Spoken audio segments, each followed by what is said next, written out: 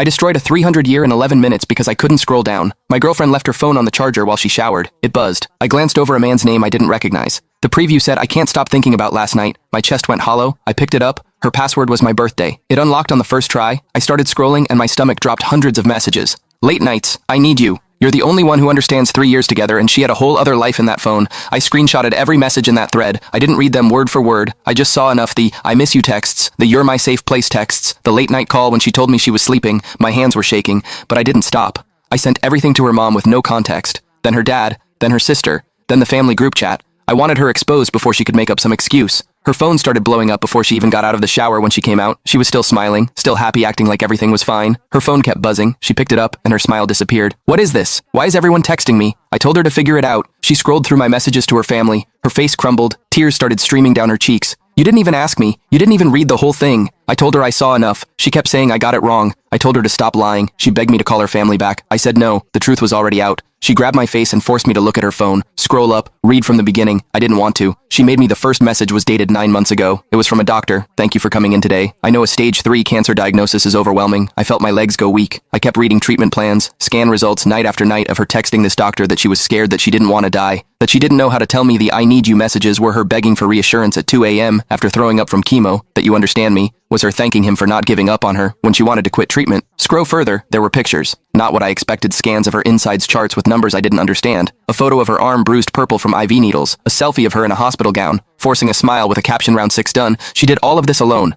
Every single appointment, every needle, every night of throwing up and crying and wondering if she'd wake up the next morning. She carried all of it by herself because she didn't want me to worry. I looked at her, really looked. She was thinner, tired, her collarbone was sharper, her eyes were dimmer. I thought it was stressed from work. I thought she was just busy. I thought about all the time.